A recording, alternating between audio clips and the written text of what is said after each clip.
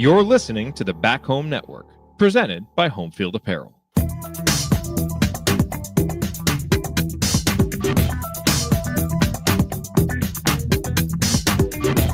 Welcome back to Crimson Cast. Galen Clavio, Scott Caulfield joining you.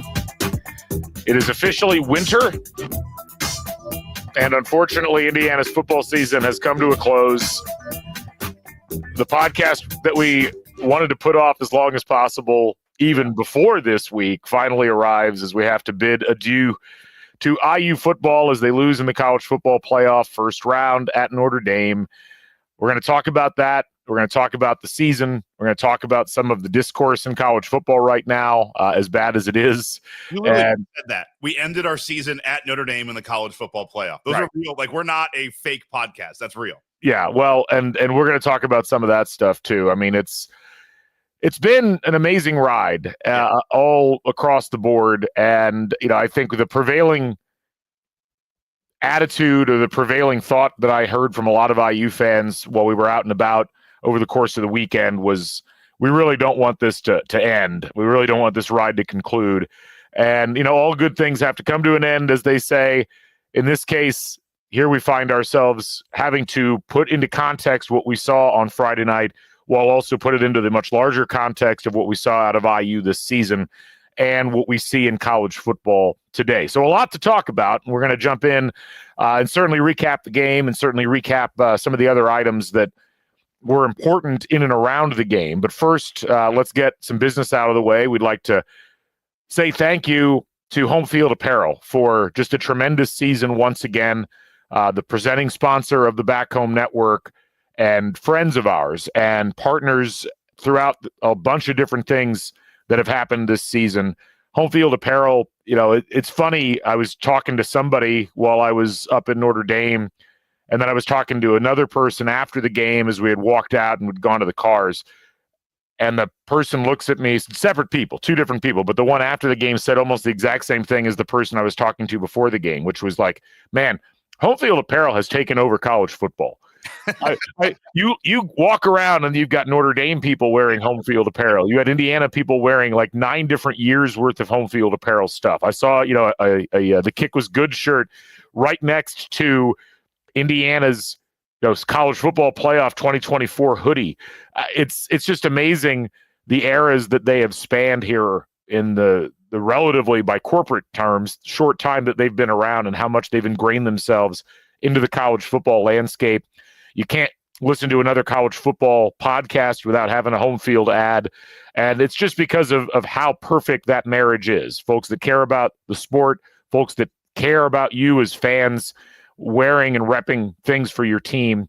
And they've been as good to Indiana fans, if not better, than to any fan base. And I just want to tip my cap to them for all the support that they had throughout the course of the season for IU football, some of the great partnerships that they did that we were able to take part in, and just really, really couldn't be happier about all the cool stuff that they've given us to wear and all the different ways that we've been able to express our fandom through Home Field Apparel. You can go to Home Field Apparel, use the code HOME23, and take 15% off your first order if you haven't already. But man, by the looks of all the people that were at the college football playoff game, there's not a whole lot of people left who can use that code. But for those of you that are out there, use it.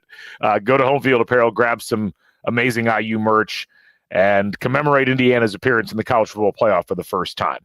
Everything you said is right. And you look, I mean, they have every school, but what is nice and always fun is go look at all the other schools. It's like 1 page of stuff, 2 pages of stuff. You go to the Indiana page, it's like 9 or 10 pages. Like, yeah, it is. You know where their heart really is. It's at Indiana, because they have like quadruple the amount of things for Indiana compared to any other school.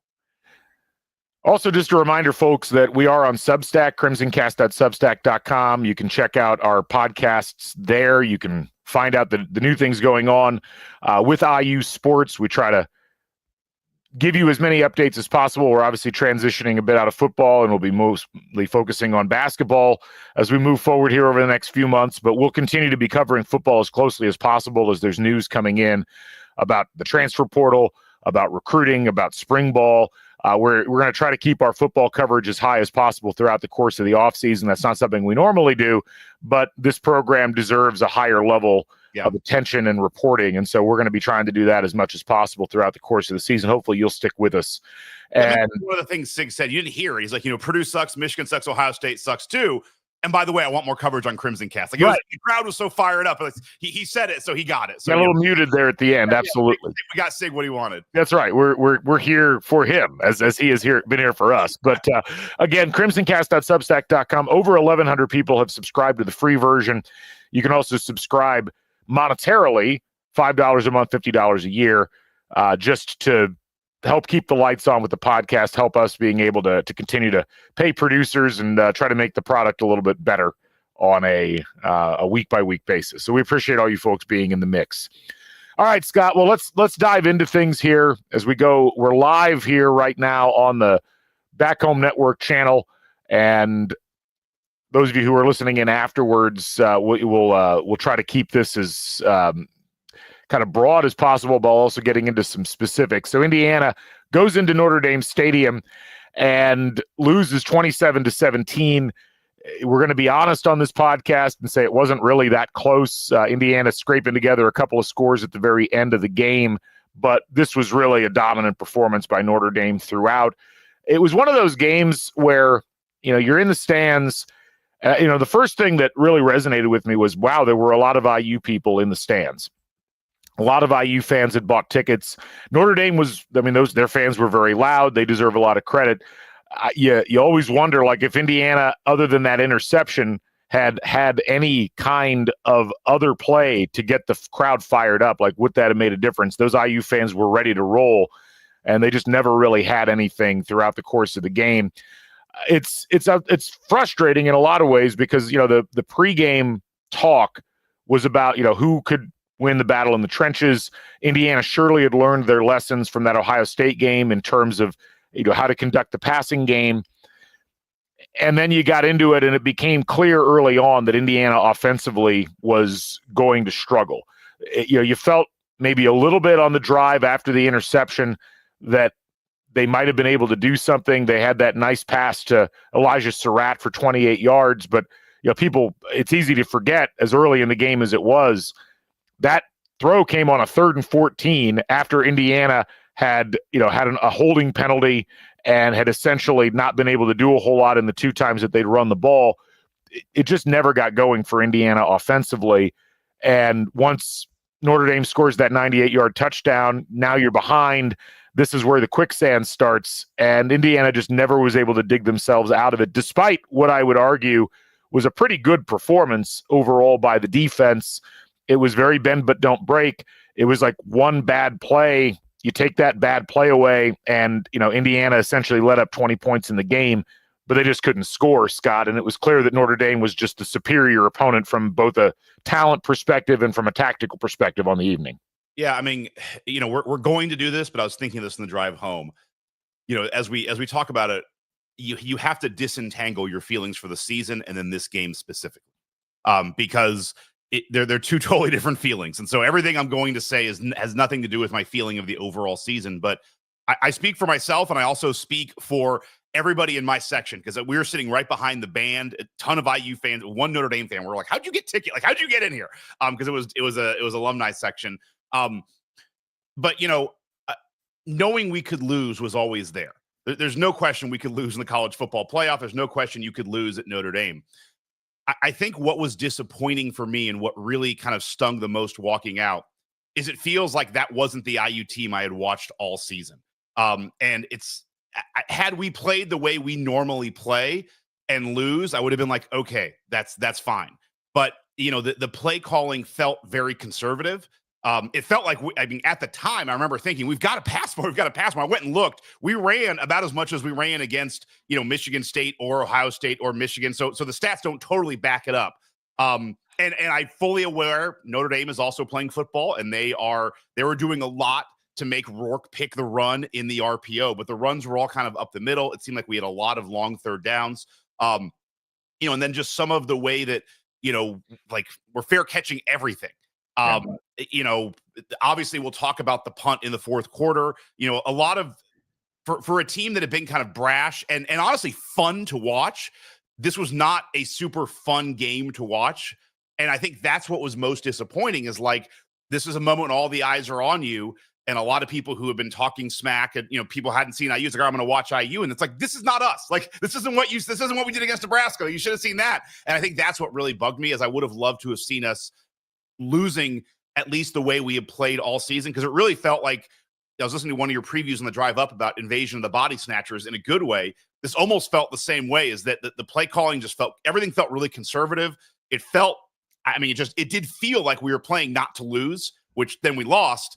And what's so odd is, really outside of a stretch for Ohio State for maybe 5 or 10 minutes, I haven't seen that all year. Yeah. And for a team that always had their foot to the pedal, that always seemed to have good plays called up and always pressing the issue, it just felt so passive. And that was my overarching thing walking away, is like, damn it, I can't believe we lost that way.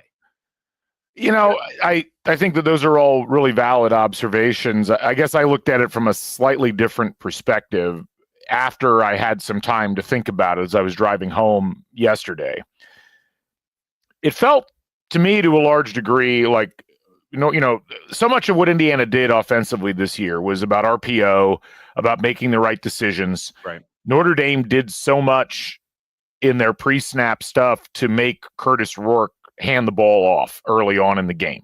Like, they really made it so that they almost took the decision-making process of throwing the pass off the table because of the looks that they had. And it was a very, very smart game plan, I think, by Al Golden, because I think he realized that he had the athletes to be able to match up single on single in the running game and make tackles. And that's exactly what happened. And you could see that Indiana just, it wasn't every single time, but they often struggled to win those one-on-one matchups, whether it was blocking or whether it was simply a situation of somebody making a good tackle on an Indiana player, sometimes in the backfield, sometimes after a yard or two. And it really did also feel like once Rourke threw that interception early on in the game, right, it fundamentally changed the way that Indiana went about things. And I just got the feeling that Indiana, their coaching staff, at least on the offensive side of the ball, didn't think that they could go straight up against Notre Dame and win. And so they didn't. And unfortunately, it led to what you were talking about. It led to a very passive-looking game in terms of game plan. It led to a very passive-looking game in terms of execution. But a lot of it was born just out of a simple physical mismatch. And this is where, if you think about the games that Indiana had the most trouble, yes, obviously Ohio State, Michigan, as that game went along, even a little bit the Washington game, which was a kind of a special case because of the fact that Curtis Rourke was out. It goes back to the fundamental issue with this Indiana team, which was that so much of what they did this year, so much of their, the wins that they collected, the style in which they collected those wins, was based upon execution and efficiency. And the thing that disrupts execution and efficiency is going up against players that are stronger than you, or faster than you, that can make plays athletically that you can make through being really smart in the way that you do things. And, in this game, it kind of snowballed. You do wonder, and again, it kind of goes back to the same set of question marks that you had coming out of the Ohio State game. Because when we talked about that Ohio State game, it was, well, gosh, what if James Evans doesn't drop that punt? And what if it's a tie game going into halftime? Or what if you don't have the special teams play that lets Ohio State score again early on in the third quarter, and now suddenly the game's out of hand?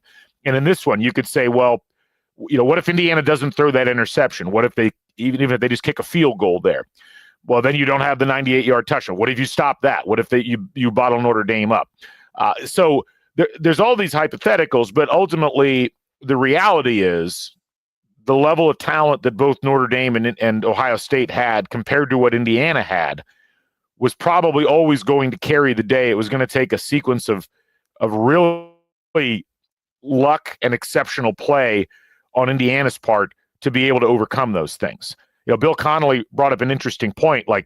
Look at the number of times Indiana actually made it into Notre Dame territory. And yet, for the longest period of the game, all they came away with that was a field goal. And that, I think, is as much of an indicator of anything. Notre Dame was really good at stopping Indiana when they needed to stop Indiana and forcing Indiana into spots where they had to make high-risk plays in order to continue things. And I don't think Kurt Signetti and his staff were wrong in taking the conservative options there, because I think that they were waiting for a spark. They were waiting for a play that could potentially turn some things around. It's just that it never materialized. And so Indiana ends up coming out of that game looking, to go back to your point, completely different from how they had looked in most of the other games that they had played this year. And it's unfortunate. I'm just not sure, having reflected on it for 36 hours or whatever it's been now, that there was a realistic pathway to it being different. Even if Indiana had tried to be more aggressive, we might be talking about a 47-17 game at this point, as opposed to a 27-17 game. No, you're right. And I know I'm not arguing with you, because I know what you were saying when you meant this, but I always hate going down the path of, well, if that interception doesn't happen, you walk away with 3 points, because, and you can do it at the Ohio State game too, but, on the counter to that is always, I think part of the reason we started scoring against Notre Dame is they just mentally took their foot off the gas a bit. And so, I mean, it's that, and I'm not saying you were doing this, but it's like, that's not a good place to be in, is like, well, this happens. It's kind of a win. Like, it's so, you lost. And I think you make a very valid point as well, that if we go in there and we're super aggressive, maybe Rourke throws 3 picks and then we end up getting conservative and then we lose by 35 or 40. I hear all that, And the thing that I'll say too is, Notre Dame just showed up on defense in a way that was kind of stark. Again, I was surprised at how much more we threw when I look back at the stats. Even I was like, well, the first couple of drives we ran a bunch. Like, no, we actually threw a bunch the first couple of drives as well. But when you look at, the plays from scrimmage, there's stuffed runs, 0 yards, yards gains, which is like 2 yards, and then an opportunity run, which is 4 or more yards. Against Michigan, we had 65 rushes. 38% of those were opportunities, 4 or more. Ohio State, which I'm tired of, like, I'm picking other games because I'm tired of using Ohio State as a measuring stick for everything. But Ohio State, we had 59 rushes, 47% were for 4 or more yards. The Michigan State game, 61 rushes, 44% were of that opportunity zone. Against Notre Dame, we only rushed the ball 24 times, kind of shocking. 8 of those, 33% were opportunity runs. The other 83% either gained a 0 or 2 yards. I think part of that is the play calling, but I think also part of that is what you said. It is talent. And, I think what you saw, taking a high step back this season, is when talent was on par, when we were better, we kicked the living snot out of people. When talent was on par, we won. Maybe we're on par with UCLA. I'm just picking, kind of like in that realm. Right. We won, or maybe we're a little better. We won handily, or by a touchdown or 2. When talent was slightly better, like maybe Nebraska, well, we still I mean, we look like we were able to still run our stuff. But when talent started getting superior, that's like, you looked at Michigan. It's like Michigan, you had to play pretty clean, and you did in the first half. When you started playing not super clean, I mean, not just a couple mistakes here and there, it gets tough. And then when talent is really at a major talent disadvantage, that's where you get the Ohio State and the Notre Dame. And that is just something with football where you have, 11 people on each side, and there's big talent gaps. And, you saw it in both the Ohio State and the Notre Dame game. Once you get in the second half, it's like, man, the trouble is we don't have the horses, as always, to kind of continue to bring those guys in as people get tired. What makes me comfortable for moving forward is I feel like we are going to start getting more and more talent, and it's going to get us to a point where maybe the Indiana-Ohio State game is going to look like more of the Indiana-Michigan game in a year or two. But let's be honest, we're never going to be at a talent superiority to Ohio State or Notre Dame. I mean, they've been recruiting at a 5-star level for year on year on year. But I think what we can do is start recruiting guys that fit our system. But anyway, sorry, I'm off the rails. I'm talking. I mean, look, I hear what you're saying, and I think it's important to understand, like, there's a difference between talent and athleticism. And the dividing line you get a lot in college football is it's speed, or it's, just raw athleticism. And that is ultimately what Indiana just doesn't have. And that isn't a surprise.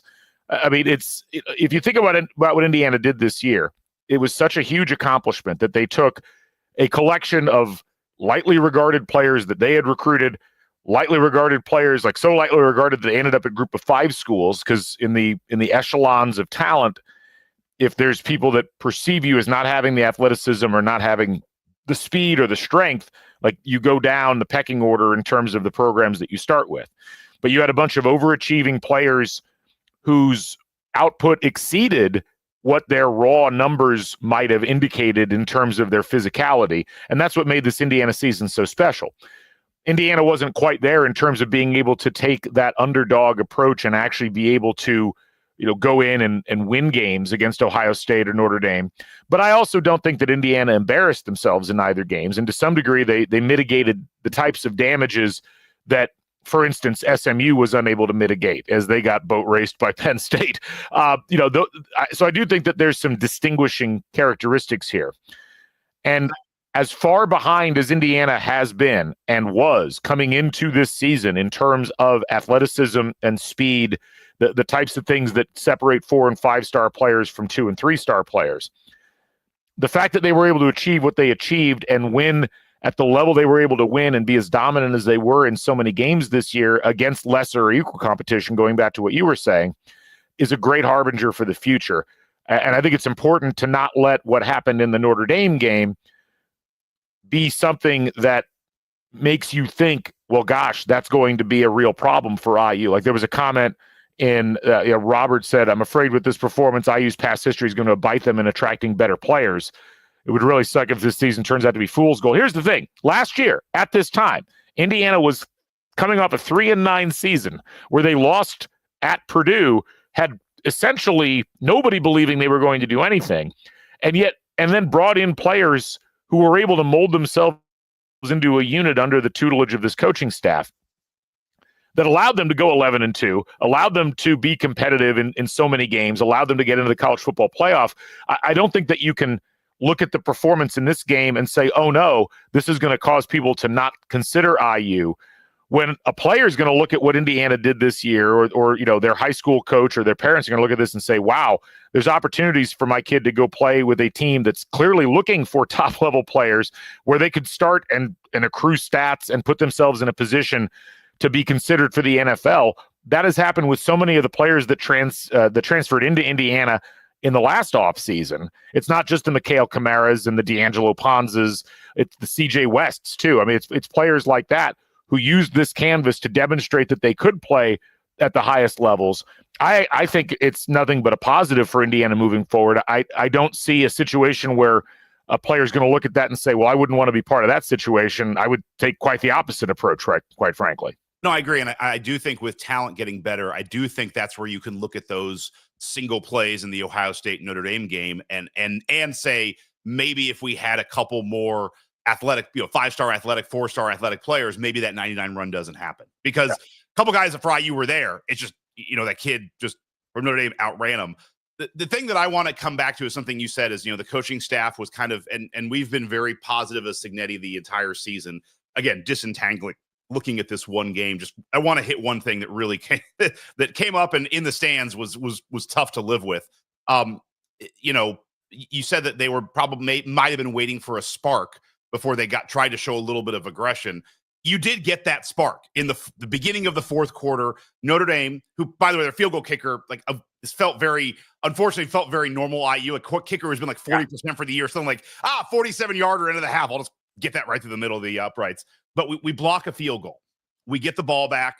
We have a drive. It's not a great drive. 5 plays, 12 yards. You get into Notre Dame territory. It's 20-3 start of the fourth quarter, and you punt. And you've had a day where James Evans has been punting not well. I mean, pretty bad. Like, he's had some crappy punts most of the day.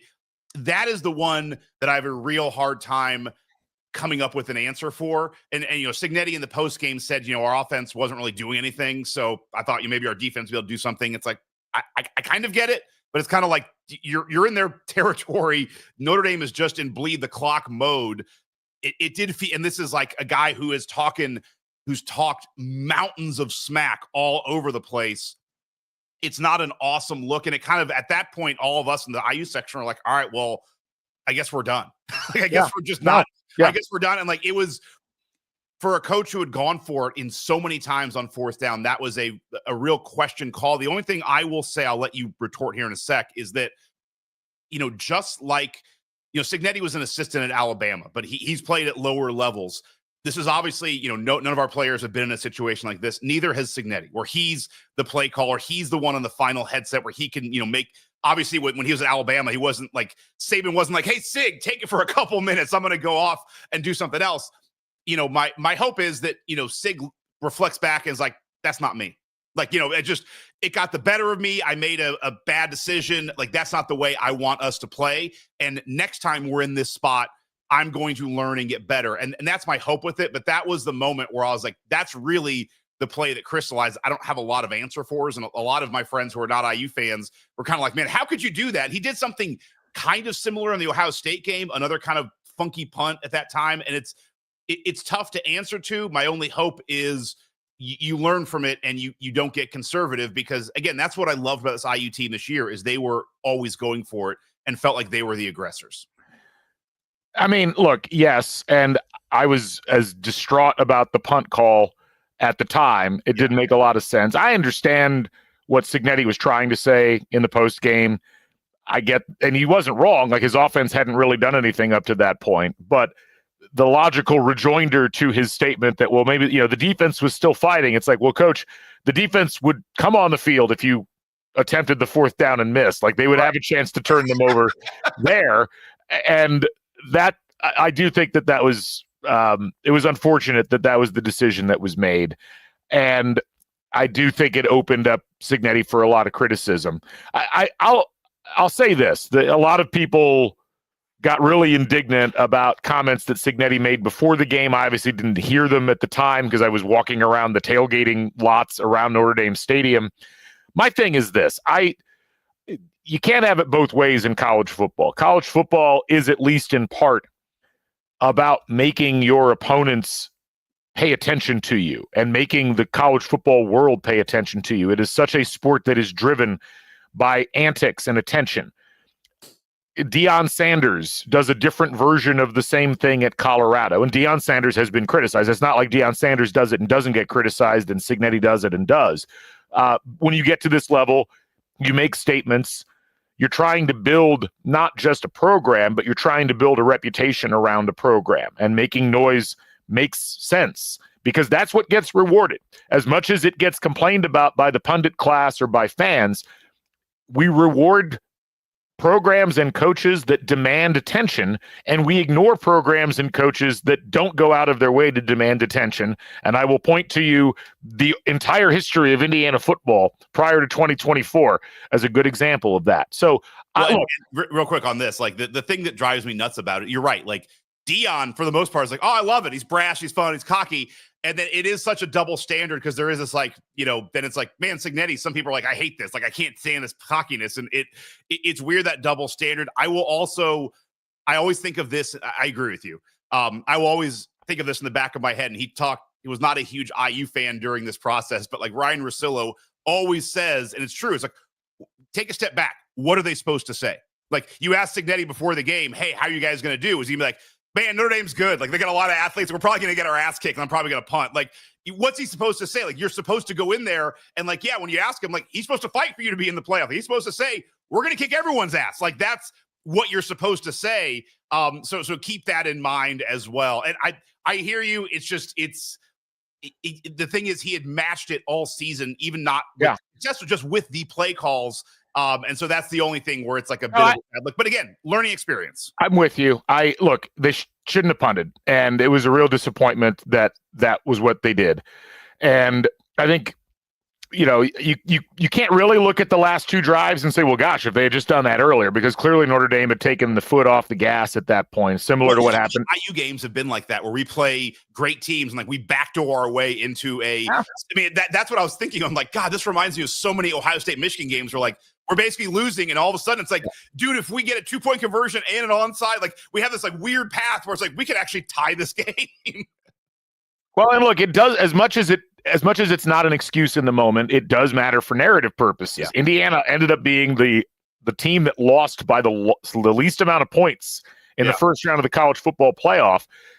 And we'll talk more about that narrative here, but there is some argument, going back to the question that Robert had about, does this hurt IU?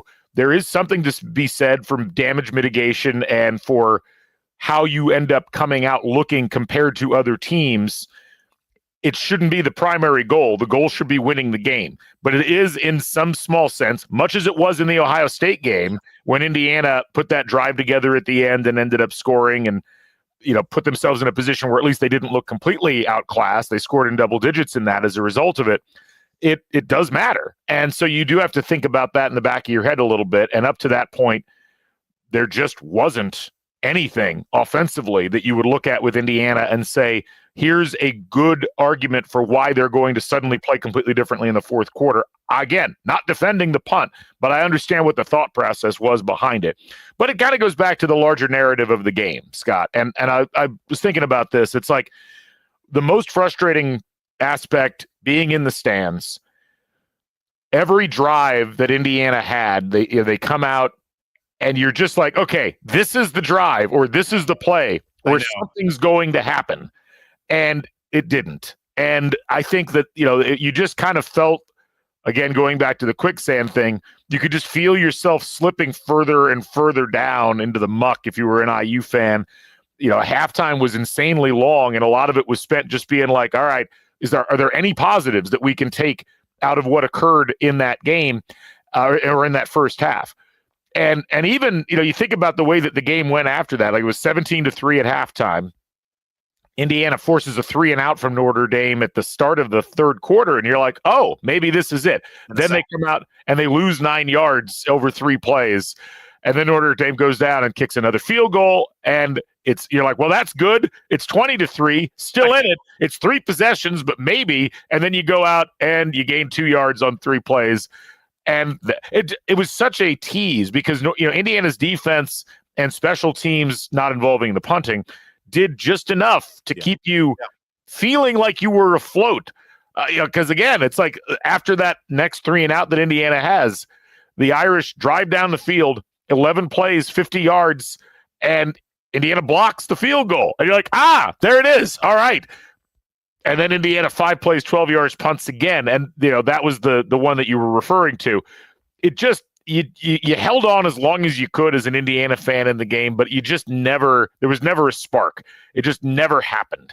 And sometimes it be that way. And in this case, unfortunately for Indiana, they just didn't have the play in front of them on offense to make a dent in Notre Dame's defense. And I think their players deserve a ton of credit. I think Al Golden deserves a ton of credit. They absolutely smothered Indiana in the crib until the very end, at which point it didn't really matter. And it's a shame. It's a tough way to watch them go out.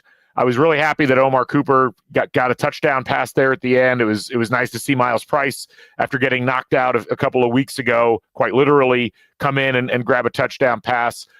Curtis Works somehow ended up with more passing yards than Riley Leonard did. But I'll switch sides here real quick as we continue to kind of wrap the game. Real quick, I just want to say on that exact point, because it was so funny, the entire section in the first quarter, it's like we get fired up, and then the 98-yard run. It's like, all right, we got to get points on this. Like, you need to now get points on this drive, and then we don't. And then Notre Dame scores another touchdown, and it's like that's a 9-minute drive, and we're just like, man, if they're gonna start running the ball, like that's not. Well, we got to get points. Like now, we got to get points. Like now, it's like you keep pushing the own goalposts. Like we got to get it now, and then I kept saying, but damn it, like Notre Dame starts the ball in the second half. So we got it. Like, it's just all of these things were like, none of this is good. All the red indicator lights, but like, it was 3 straight drives where I just kept saying to people around me, like, okay, now is the time you have to get points or else you really are in trouble. And it was like, we didn't get it. It's like, okay, but now is really, and it's just, you kept pushing it back, and you're right. You were kind of waiting for that moment, and it never came. And, defensively, I think Indiana deserves a ton of credit for how well they played. You take away the 98-yard touchdown run from Jeremiah Love, and the Irish didn't have 100 yards rushing. Now, you can't just do that, but I think it's an illustration of, even with a 98-yard run, the Irish only averaged 5.5 yards a carry. Factoring that in, you take that away, they had a much worse average. They did a really good job of using Riley Leonard effectively. They passed the ball just enough that it kept Indiana off balance. Indiana struggled with tackling at a level I haven't seen them struggle this year. I thought even against Ohio State, they tackled better. And it turned a lot of 2-3 yard gains into 7, 8, 9 yard gains. And again, it's like it comes back to the ideas of athleticism and speed and skill rather than just execution. Indiana was in the positions they needed to be in. They just couldn't quite make the plays to flip the field enough to give Indiana's offense enough throws at the dartboard. Well, no, and I think the tackling thing was it was odd to see. And again, not like it's like this is not the team we saw all season, but I tipped a lot of that to athleticism. It looked like guys were taking the right angles. It's just the Notre Dame guys had bursts of speed that they had not seen, and good angles turned into bad angles very quickly. Yeah, I know there's and Notre Dame's players were slippery. Yeah, and again, they played really well. So as much as we didn't know, and we talked about this in pretty much every preview podcast we didn't know how relative Indiana and the Irish were, right? Because again, neither of them played tough schedules. They were both really dominant. They both were similar in FPI and FEI. That all of the things that you would indicate, okay, this team didn't play a tough schedule, but they dominated their opponents. They looked very similar. In this case, it was clear that Notre Dame was the superior team, and that bore itself out throughout the course of the game, at least when it came to the way that Notre Dame's defense played Indiana's offense. But if you look at it the other way around, if you look at the way that Indiana's defense played the Fighting Irish's offense, I thought Indiana acquitted themselves very well in this game. And again, if you can hold your opponent to 27 points in their home stadium, you can't say to yourself, well, we didn't give ourselves a chance. Indiana, we talked about, was going to have to score in that area to have a chance in this game, and they just weren't capable of doing so. And that's unfortunate, but that's an illustration, I think, of the difference between the two teams in terms of the base level athleticism. And that is fortunately something that Indiana can improve upon as we move forward. So that's kind of the biggest thing I took away from it. I had a bunch of people text me during and after the game asking me, like, how are you doing? Are you all right? Honestly, I walked out of the stadium very frustrated, but I drove home yesterday feeling pretty at peace with everything, because it was clear from watching Indiana in the game that they were just not at the level that Notre Dame was. And that's okay, because no one expected Indiana to even be in the conversation at this point. The fact that they were in the conversation is a great first step. This I look at as simply a step, though. It's not necessarily the end point of anything. This is where you now look at what Indiana's now seen. Okay, that's what we're going to have to do. We're either going to have to host one of these games, or we're going to have to significantly upgrade the athleticism and the speed on the roster. The thing is, we knew both of those things before the game started, which is why I don't feel as bad, I think, as if I had gone in assuming that Indiana was automatically on the same level as Notre Dame. And we talked about it again in the podcast. It was, if it came down to a physicality versus physicality thing Indiana was going to lose, Indiana was going to have to out-execute Notre Dame if they were going to win this game. They did not out-execute Notre Dame, and they lost the game. Yeah, I mean, and to your point on the defense, at the end of the third quarter, it's 20-3. And if you said, "Hey, we're gonna give up 20 points in 3 quarters to Notre Dame," I'd be like, "I'll take that." Like that's pretty good. The defense did their job. Just the 3 is not what counts. I'm in a similar spot too, kind of taking a step back and reflecting.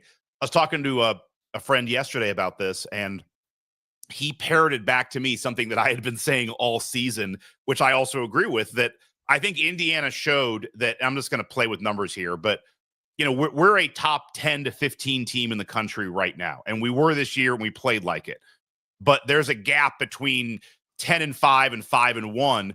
I think we can play in that 10-5 space.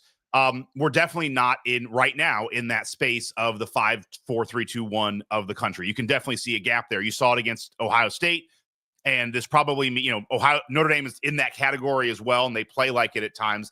They're there, and I'm like, that's what I've been kind of feeling all year. I think we're a really good team. I think we're 10, 11, 12, 13 in the country. We're right there.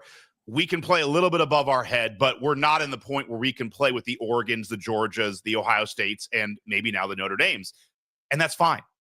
I mean, we were 3-9 last year. We fired our coach.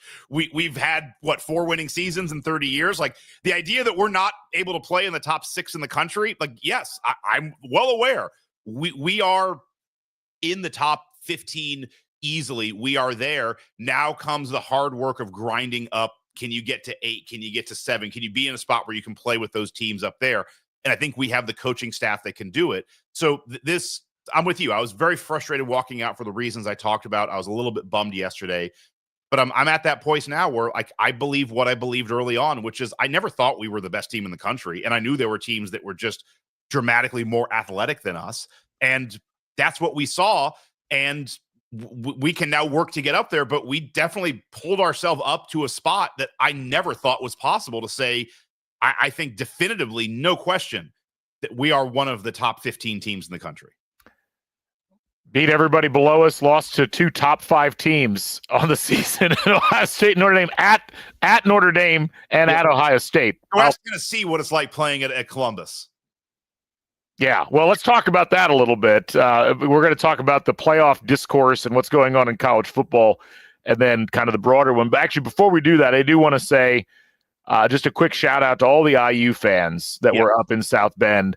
I got up there on Thursday evening, and it was a joy just meeting so many people in person, getting a chance to share the excitement about Indiana being in the college football playoff, getting a chance to just enjoy people from all across the country that descended on South Bend. Saw some people I hadn't seen in a long time, both Thursday and Friday. It was cold on Friday. It was cold in the stadium. It was cold before the game. It was really one of those experiences, though, where I think Indiana, we talk a lot about people traveling to games and it being disappointing outcomes. It was still cool to see so many people in the stands. It was still amazing to see so many people out and about before the game. That event that we had at Social Cantina was just packed with IU fans. There were the IU Alumni Association pregame tailgate, I heard, was a lot of fun. We had a great time in our tailgate area, had a bunch of people from various spots. So, so many people came up and said thanks for the podcast and said, thanks for all the coverage on IU over time. And I would just say the same back to all of those people. It was such a joy having all you folks along for the ride throughout the course of the year. And it was just such a fun experience. And I'm glad so many people got a chance to be there for the culmination of it. It's a shame that was where the ride ended, but I couldn't be prouder of a fan base like Indiana's for coalescing around this team so quickly and becoming a force to be reckoned with, just in terms of showing up at games and buying tickets and buying into what's going on with the program. That was really, really cool to see. We saw it obviously throughout the course of the year. We saw it at UCLA. We saw it up at Michigan State. We saw it at Ohio State. We saw it here even more so in South Bend. And I just want to tip my cap to Hoosier Nation for being this passionate about a football program that not a lot of people had a huge amount of displayed passion for prior to the year. We came up there on Friday. There was a lot of people driving up 31 that were honking and waving flags because we had our flags on the car. Walking around the stadium, a lot of IU fans. Like I was thinking, like, man, this is like 50-50. Now in the stadium, it wasn't the same. So a lot of IU fans might have just been there milling around, which was awesome. It was, to talk about the atmosphere for a minute at Notre Dame Stadium, same for me. I bumped into a bunch of people. In fact, my section, it was Reed, a guy I've talked about before, sits like across the aisle from me. He was literally 2 seats next to me. So we were talking, and then all around me, everyone's like, oh, is that Scott from Crimson Cast? Like, I know that voice anywhere. And, like, it was super nice to say hi to everybody. It's so great. The only thing that was tough is you and I are kind of different during the games. I'm a little more quiet and reserved. And so people are like, what do you think? And I'm like, it's not good. We got to score. It's got something very quiet. And you want to talk about disappointment. The guy in front of me, I think it's Brandon. I'm sorry, I forgot your name, but he's super nice. His son was like 10 years old. And the guy's like, hey, this is the guy you were listening to on the car ride up. This is him. And you talk about like getting an ego kick in the balls. It was the kid's like, okay. It's like, all right, like, you sucked on the ride. You suck now. Like, something similar happened to me earlier in the day. It's fine. The youth, most of the time the youth are like, I don't know who this person is. I can't connect the voice of the person. That's hilarious. I will say most Notre Dame fans were very friendly. One had a great line. We're walking in and he's just like, man, we're going to effing kick your ass. It's like, but I still love you. We have the same driver's license. I was like, that cracked me up. A lot of like, and then we got a lot of like, losers. I'm like, right. Okay. Like, that's funny. And then just a lot of like, your team sucks. I'm like, all right, work on that, bro. and a lot of your season ends tonight. I will say this about Notre Dame Stadium, if you don't mind, just take a second. I've never been there before. It was wild. I was telling my wife, it's like there's parts of it where it's like walking through, like when her and I went to Paris, like, oh, there's the Louvre, and like there's the Eiffel Tower. It's like, oh, like there's Touchdown Jesus, and like, oh, there's the Golden Dome, and like, oh, this is maybe where they shot that Rudy shot of like the side, him trying to jump in. Like, it's almost like being in a foreign country. There's so many sites that you've heard about and seen, and then you get there, and it's really cool to be there and to see it. The stadium itself, we were sitting right behind the IU band. We were higher than Galen's wine and cheese crowd this time. But there was not a bad. I mean, it's a fantastic view. There is not a bad seat in the stadium. It would be really nice for them to move some speakers around because that goddamn scoreboard was so loud. And that's the two things that I will say that surprised me. They've obviously done some renovations. Put in a couple more bathrooms because upper level, I can't speak for the lower level. Upper level, there were 4 bathrooms because I walked around that entire thing to find them. Each one had a line that was out the door. All the food, this is like middle of the second quarter. Like there's lines for food. Like everything is just a line. Like everyone's just waiting in line all the time for everything. A guy behind me waited like 45 minutes just to go to the bathroom. It was wild. It was very unimpressed with that. The second thing I will say, I thought was interesting, and I think this relates to IU too, is trying to build a program. I hearken it to Assembly Hall. You go to an IU basketball game and you're kind of seeing a nice mix of, the band plays and they play some music. And then like you have the 7-minute timeout. Like there's things that like, oh, this has been organically grown. We're playing the fight song here. Fans know what to do. I was really surprised. I was going into Notre Dame, like they have an iconic fight song. They have, the mascot, they have all the stuff. There wasn't as much of that as I was expecting. Like it was a weird, like between the third and the fourth quarter, which is kind of like your iconic time as a football program to have your thing. They did the Deo song from Freddie Mercury with like a groundhog on the Jumbotron with an Irish hat. And it's like, okay, well, that wasn't around when Knute Rockne was here. Like, do you guys not have any traditions? Like I didn't hear the Notre Dame fight song very much. The band, maybe from where we were at, we couldn't hear it as much. It felt like they've gone overboard with like crazy hip hop songs, stuff like that, which I get. I was just for a place that feels like a cathedral basketball. Football. There's nothing on the field. It felt very kind of nouveau rich to me. I don't know. It was an odd thing. I was expecting more tradition out of the Notre Dame football game day experience. Although I will say their entrance to the field was dynamite. They turned the lights out. They have like green neon lights. They have fire. It was a cool entrance. And I had heard that Indiana, we saved like $50,000 by not getting the LED lights you can turn on and off in the stadium. I think we're redoing that because when they start turning the lights off on a night game, it is pretty damn cool. I'll just say, I mean, look, I've been to Notre Dame Stadium before. It was a long time ago. It was like 12 years ago and wasn't really that attuned to the atmosphere.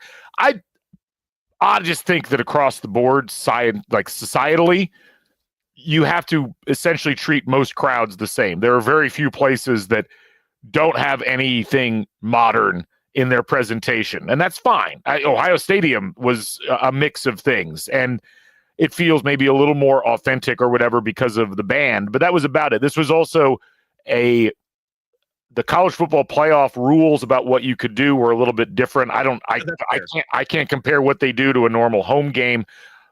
So all I'll say is I think ultimately what you're seeing is more the reality of how you deal with crowds today, because at the end of it all, generations are generations, and they're going to react for, the bright lights and the shiny things and the stuff that you see happening across the country. Everybody has to copy each other now because that's what works.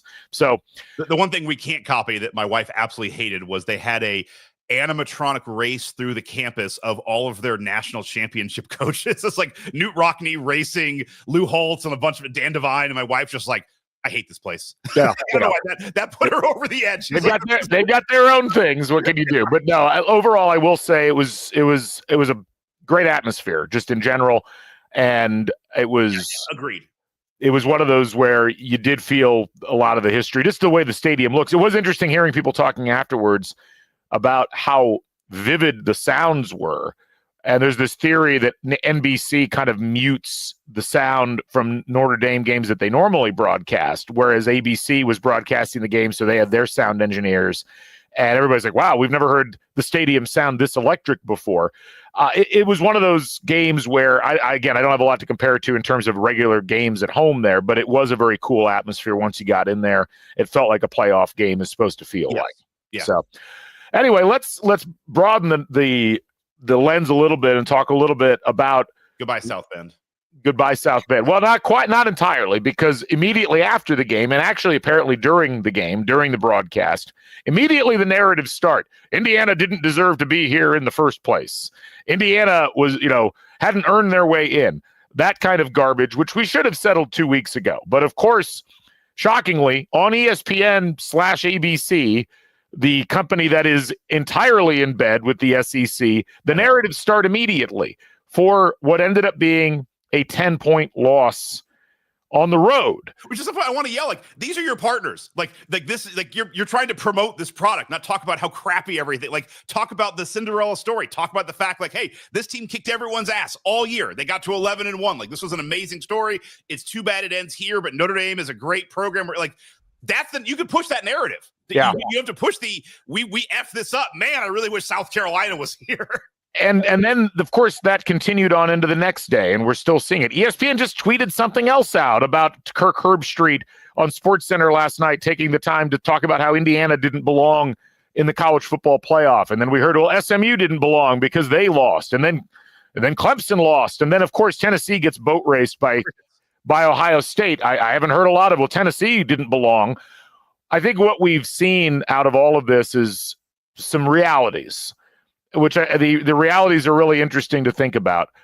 A lot of it, you just can't trust what a lot of the college football media landscape decides to talk about, because it is so driven by a very confused agenda. And, I've thought a lot about this over the course of not just the last couple of days, but really the last couple of months, as we've watched the way that people have talked about IU and the playoff devolve into this weird sort of dialogue regarding deserve and, who really should be there and what do we want to see.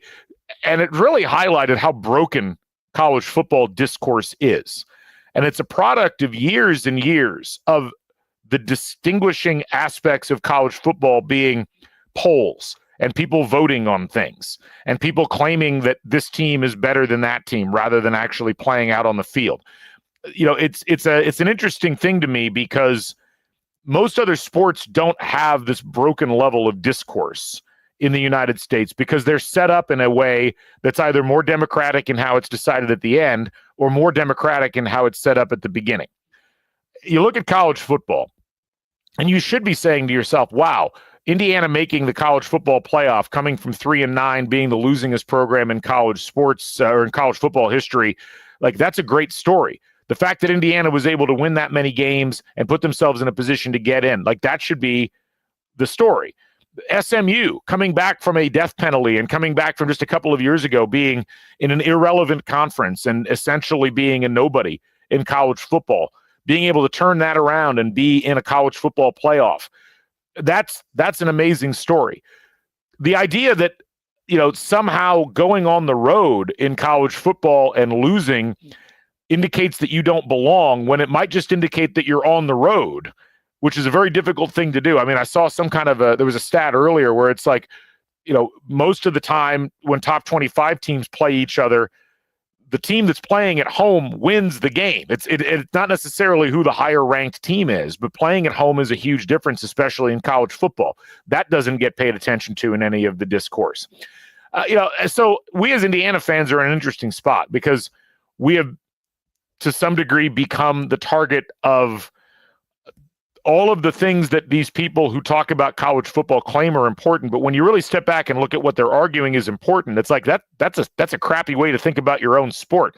When all you're caring about is the perpetuation of the same brands, and when the primary conveyor of the college football playoff, ESPN, has such a naked and uncompromisingly direct relationship with one of the parties within this larger mix, and they don't even bother to express that when it's left to other people to highlight, hey, your opinions here are clearly compromised. You're clearly filtering this through one particular frame. Like, that's a real problem. I don't know how that gets fixed. And I've seen some people who have been covering college football talking about this openly, like where it's like people don't really like college football. They like branding, and they like all these people arguing, well, we shouldn't have had a 12-team playoff because you had these 4 teams lose in the first round. Well, I mean, I'd point to the NFL. We've had expanded playoffs in the NFL all the time. Guess what? First round matchups oftentimes result in the team hosting winning the game. This is nothing new. This is how this stuff works. It doesn't mean that you don't let those teams in. This is year 1 of a much larger stretch of time with a new format. And, I'm shocked that there's 3 to 5 teams that might be better than the other 7 or 8 that make the playoff. But that doesn't mean you don't expand the playoff. This has been the fascinating thing to me. It's like, well, we shouldn't have let those teams in the first place. It's like, why not? Like, what did we lose in that exchange at this point? There's going to be more of this as we move forward. They're not going back. You're not going to cut the number of teams. And I do think that the rules changes that we're seeing in college football starting to take hold, the transfer portal and NIL, the movement of players, the gap that people perceive right now between the top 5 teams, for instance, and the rest of college football, that's going to start to reduce as you start to see talent spreading itself out a little bit. And I honestly think that's the core of a lot of these comments and concerns about teams like Indiana being in the mix. They don't want Indiana looking like a viable option for talent to land and having a shot at playing in the college football playoff any more than they want SMU, any more than they want Arizona State being in the mix. But this seems like the common thread through a lot of this. And that, to me, is exciting because guess what? You're not going to change the process. You're not going to change the approach. You could add some playoff games, certainly. But this is actually what makes the sport better. And this is what makes the sport more important to even more people. And at the end of it, that might be the thing that's bothering SEC fans and ESPN so much, is like they've had this nice little self-contained thing. We've forgotten, and we're finally being reminded that, hey, the Big Ten is the most dominant college football conference in the history of college football. It's not the SEC. It's really where the sport thrived for so many years. The SEC, yes, has had higher levels of talent, but this system that we have right now, you have to give everybody at least some kind of a shot to get in. And yeah, Indiana lost their game. SMU lost their game. That may not happen next time because I think there's going to be a lot of recruits looking at Indiana and looking at SMU and say, man, I go there, I got a chance of playing for a national title. I go to some second-tier SEC school, I might be 8-4 and sitting at home or going to the Cheez-It Bowl. I'm just letting you cook. Like I think everyone who's listening, you owe IU at least $35 because that's part of Galen's H30, 141 class. So you just got a 10-minute lecture. That's great. I agreed. All of that. I also think what's at play is, unlike college basketball, like you said, has a system, a defined bracket at the end where everybody kind of gets in. College football is also at a crossroads where you have 2 conferences that are fighting for power. The Big Ten and the SEC. There's been talks that's not off the radar of, will the Big Ten, the SEC just break away from college football? They have that much power. And what you're seeing, I think, is Indiana being caught in the crosshairs here, where the SEC is pissed. They got 3 teams in. The Big Ten got 4. These are two conferences that have TV networks backing them up, kind of proxy fighting with the conferences. Everyone understands here that there's a real power vacuum. And if the Big Ten and the SEC take over college football, there is no such thing as a 50-50 partnership. My parents own a company. They were 50-50 part. Didn't work. They got divorced. Like, you need to have 51-49. Somebody's got to be 50. When there's like, hey, we need to make a decision and we disagree, who's got the outstanding vote? And I think that's what you're seeing now is the SEC is getting pissed because they don't want the Big Ten to be the 51% partner. And unfortunately, you can't go talk about Ohio State sucking or Penn State sucking or Oregon sucking. You can talk, because like Ohio State will come back at you. You can talk about Indiana because we just don't have the history. We have some holes in the resume. So I think that Indiana's caught in this proxy fight between the Big Ten and the SEC and largely between Fox and ESPN. And I think it's because everyone sees that one of us could rule college football. Like, we could just take college football and own it. And the SEC wants to do that then. But I agree with all of that. It's insane to be like, we should go back to 4 teams, go back to 2. They're going to expand this quickly.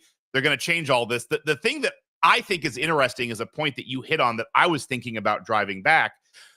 The NCAA tournament is all neutral sites.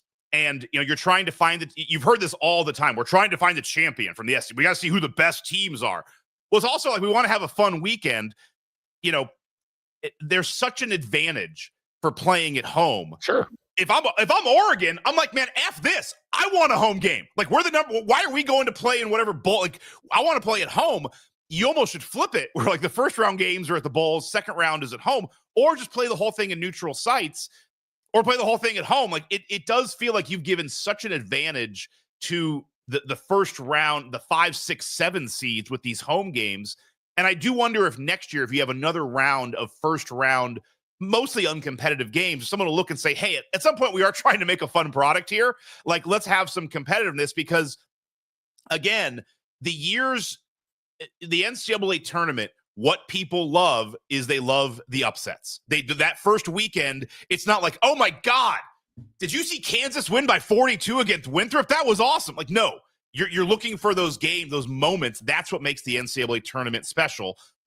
Football is not quite that way, but I do wonder if the home game is almost too much of an advantage. And it is weird that the top 4 teams don't get that advantage. Well, so I think there's a lot of interesting points to take out of this. I'll say, first of all, the system we've got right now is an unfortunate shotgun marriage of a bunch of old things and a new system.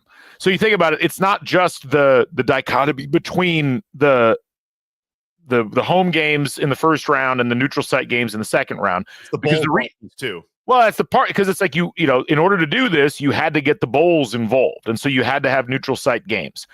And look, the way that we run college football overall is very different from every other sport. If you try to find an analog to the way that college football specifically gets managed in the United States, you can't point to the NFL. NFL's run much differently. You can't point to college basketball. College basketball has a very big tournament, which lets a lot of people in. It's also just fundamentally, basketball is a different sport. It's a lot more random than football is. It's not like Major League Baseball, but it's a little bit closer. The sport that is the biggest analog to college football is European soccer. And you have to think about, like, there's a lot of parallels there. I know not everybody in our audience is familiar with European soccer, but I think it's important to understand, like, if you think about college football in the United States, of all of the sports, college and professional, it is the most fundamentally unfair and uneven in terms of talent distribution structure. So think about the NFL. Everybody has to go through the draft process in the NFL, and the draft process is geared specifically towards giving weaker teams an opportunity at better talent so that they can even themselves out. It's also about having a salary cap that keeps everybody more or less on the same plane, and it becomes how well can you use resources in that midst. Baseball, which has a lot of fundamental unfairness in it because there's not really a salary cap, still has an entry draft. It still has a whole bunch of systems in place where you can control your players contractually through the most profitable and most high level years that they will have in terms of production. The NBA is very much about having a bunch of teams in a very small band from a salary perspective, and then it's about making the right choices around the margins while also not giving people stupid salaries. College football has none of that. College football has allowed for years its best programs to hoard talent and not let them move. It's allowed their best programs to pay players under the table and not punish them. It's allowed conferences to control matchups, to control narrative in terms of who gets to play who in bowl games. All of this right program, because the punishing SMU is like, we got punished. Oh, right. And that's also the point. And you can even go back to 2020 when the Big Ten created a rule and then arbitrarily changed the rule because they didn't like the outcome of the rule, which was going to be Indiana playing in the Big Ten title game, and then further screwed Indiana by having the committee chair for the college football playoff figure out a way to keep Indiana out of a New Year's Six Bowl. We've seen this happen over and over again. So you also have organizationally in college football conferences running things, and these conferences, as we heard complaints about throughout the course of this last couple of weeks, they set up schedules where Indiana doesn't get to play Oregon, Indiana doesn't get to play Penn State, SMU doesn't play Clemson, SMU doesn't play Miami doesn't play Clemson or SMU, Alabama doesn't play Texas. There's all of these games that should have happened that didn't, but you can't because the conferences are not arranged for competitive purposes. They're arranged to make the most money as possible. Now, time out. Let's look at European soccer, the Champions League in particular. The Champions League represents the best team in Europe, the best club team. Well, how do you determine that when you've got the Premier League in England, you've got Serie A in Italy, you've got La Liga, you've got the Bundesliga, you've got a bunch of teams that don't play each other? How do you put something together where you can actually figure out who the best team is? So they do this year-long tournament that ends up culminating in a neutral site game. But leading up to that, it's home and away games, and it's two-legged games, which you couldn't do in college football because, again, soccer is different than football in terms of physicality. But ultimately, you have to go about it in a way where you give teams a chance to play each other.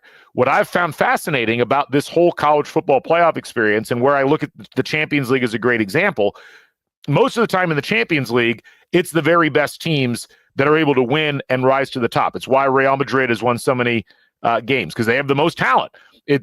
Or how many they've won that many Champions Leagues. It's why Liverpool was able to win one. It's why Manchester City's been able to win. It's why you don't see a whole lot of upsets consistently, but they can still happen. And we've had underdog stories make it all the way to the Champions League title game. So the system this year didn't produce a lot of initial upsets. And that's not that surprising because we're transitioning out of an era that allowed teams to do very different things. Right. There's just no good way. There's no scientifically 100% way in a sport that has this uneven talent distribution, this uneven scheduling, to say for sure who deserves or doesn't deserve to be in, which is why you have to have a committee of people looking at it or a group of computers looking at it to figure that out.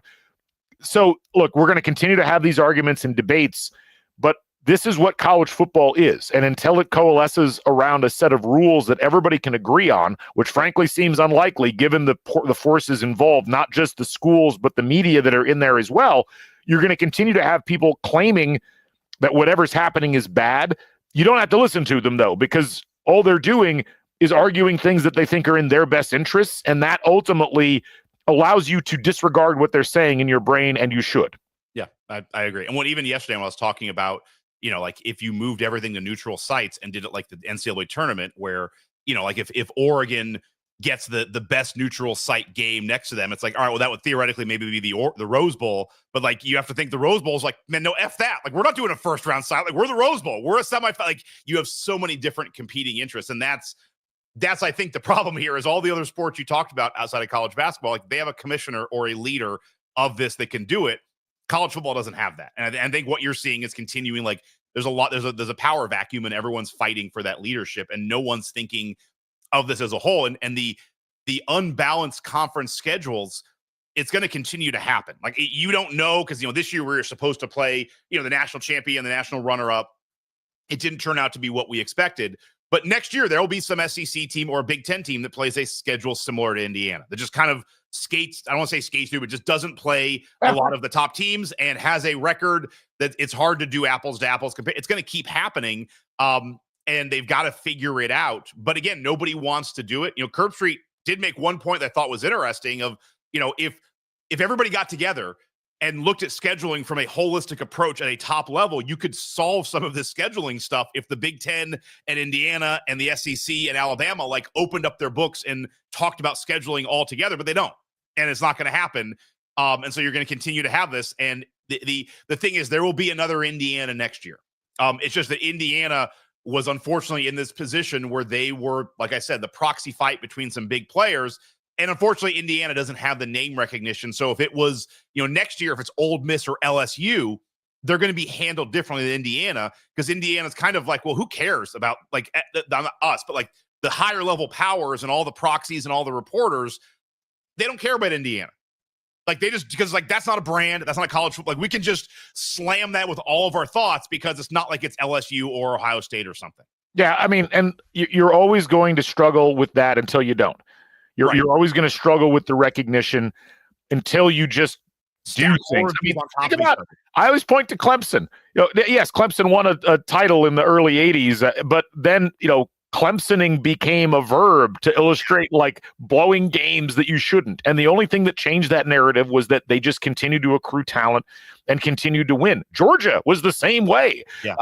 So the only thing that changes the narratives in college sports are two things. One is success, but the other thing is you have to be able to have your message out there. And for those who were like, well, don't engage with the trolls or don't engage with the discourse because it's so awful. It's like, no, the opposite is actually the case. This is not a case where, hey, we're just going to let our results talk for us, because that's rarely enough when it comes to the actual talk. And going back to something that Andy said about a media war, I think one of the things I was actually kind of disappointed in was how mute the pro Big Ten forces were at the national level. Yeah. You just didn't see a lot of commentary, and all of this SEC propaganda really let people think, like some people really thought that there should have been 5 or 6 SEC teams in the playoff and just didn't question it. It's like, well, of course, they've got the best talent. And that's not how it's worked.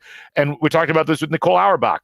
The entire history of college football, when we've talked about the polls and whatever, the only thing that's mattered has been wins and losses. Did you lose games or not? And suddenly this year, that didn't matter. What mattered is, well, who did you play? Well, no, that's not actually how we do things in this sport. It wasn't even who'd you play, is which SEC teams did you play?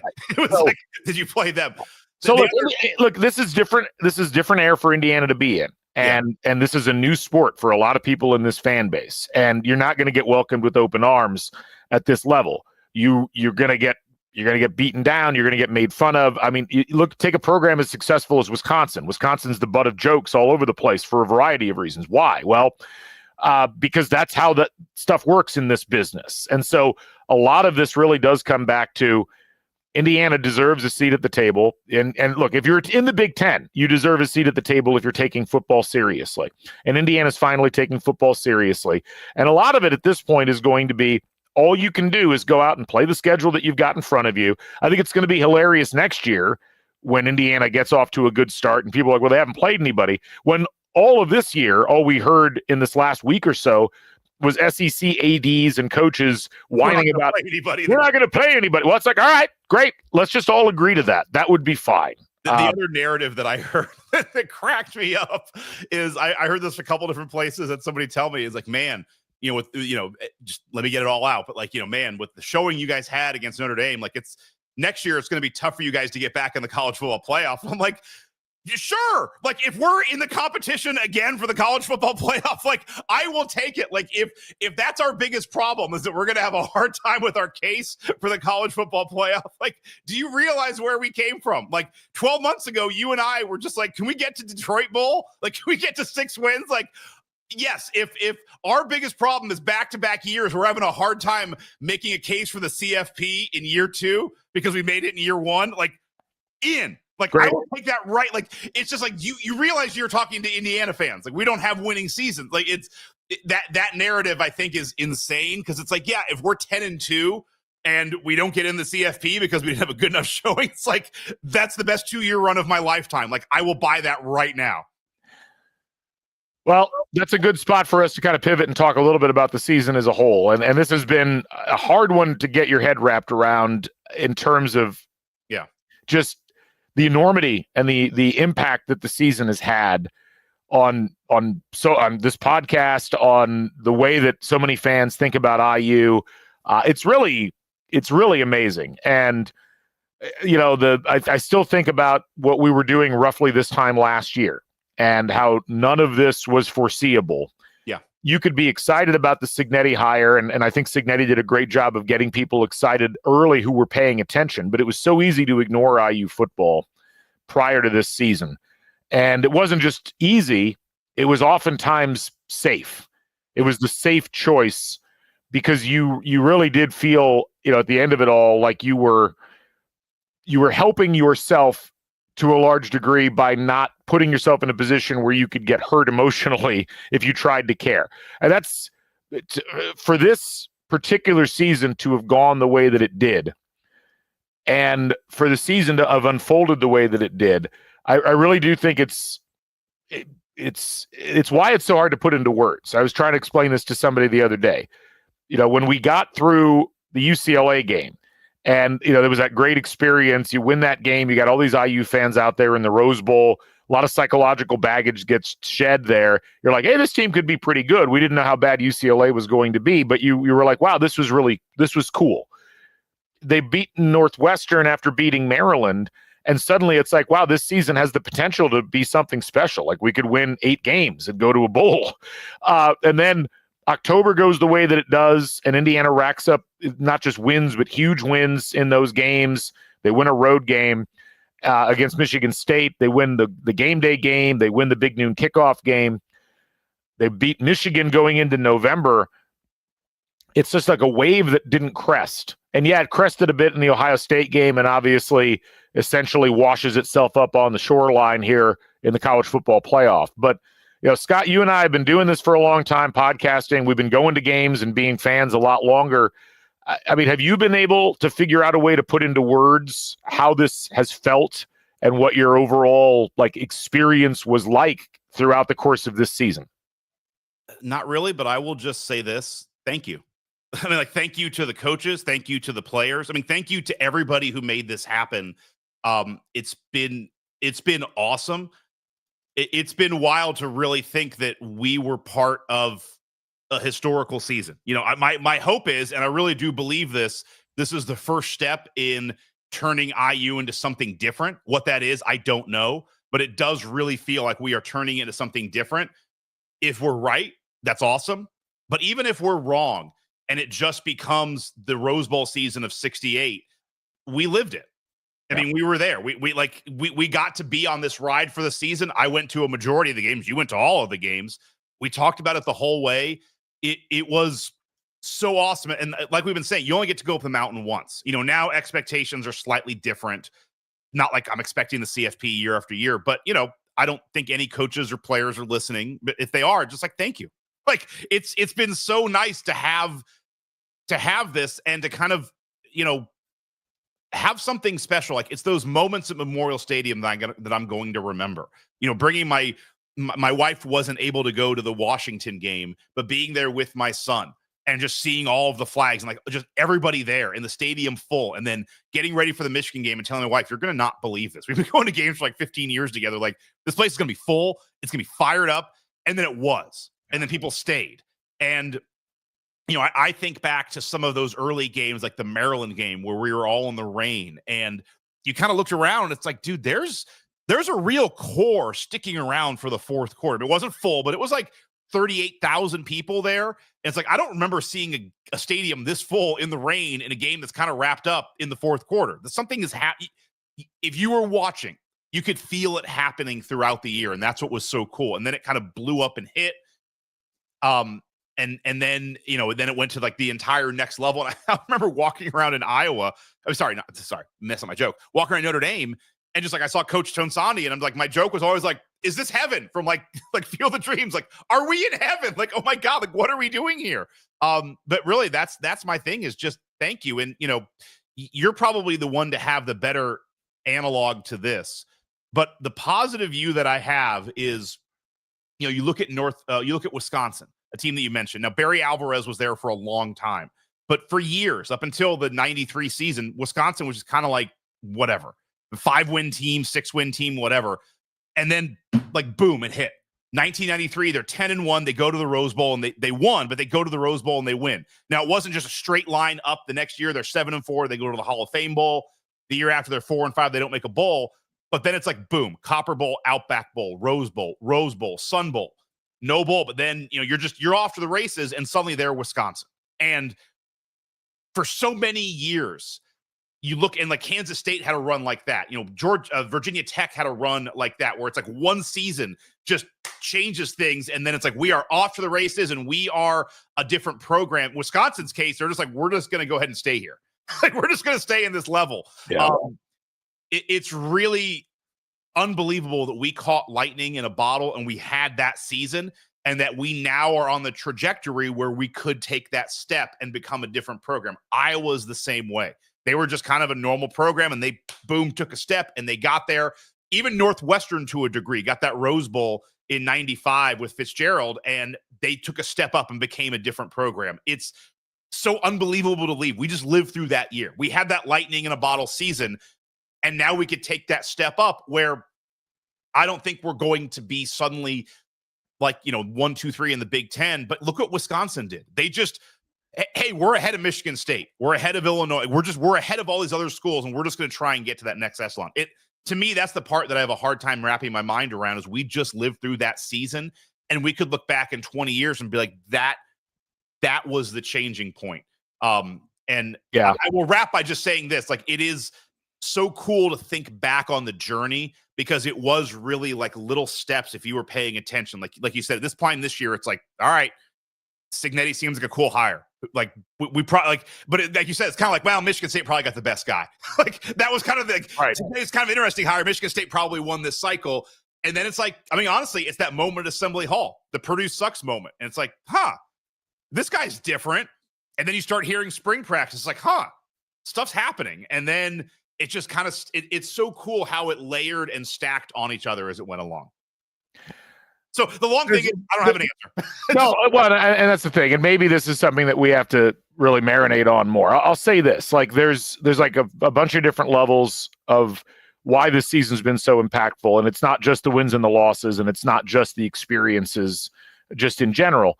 It's everything. And I guess here's how I would look at it in terms of like, from the standpoint of the way the team played.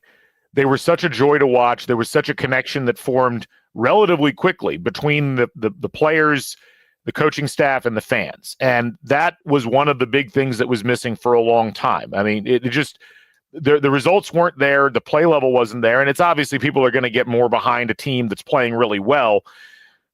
But it was palpable when you were in the stadium, that connection that was there, especially at the end of games. And that was really cool to see.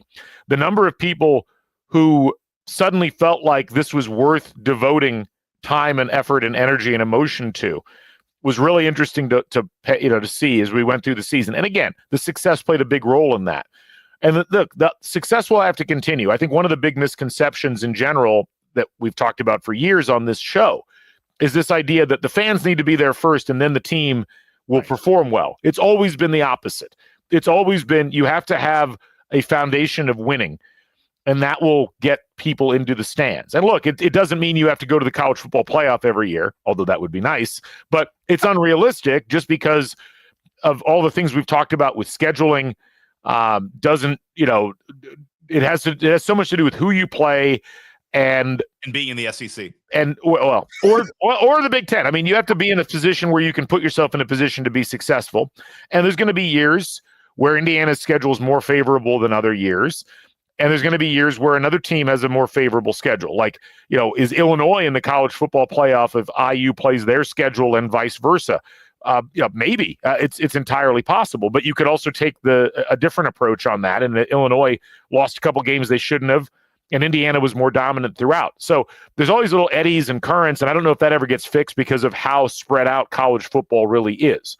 But to watch IU fans, many of them for the first time, I think, fully invest emotionally in IU football, and to have talked to so many people up in South Bend and out in Columbus and all the other places that I went to this season, including the Memorial Stadium parking lot, to hear the joy and the excitement of so many people who had either, they want to love Indiana football, but it wasn't something that they felt like they could do consistently because of how bad the teams have been. I mean, we heard Mitchell Page, who played on the team, talk about how he and his teammates kind of, it's been a real struggle because it always seemed to default back to a level where Indiana wasn't very good and Indiana wasn't taking the sport seriously.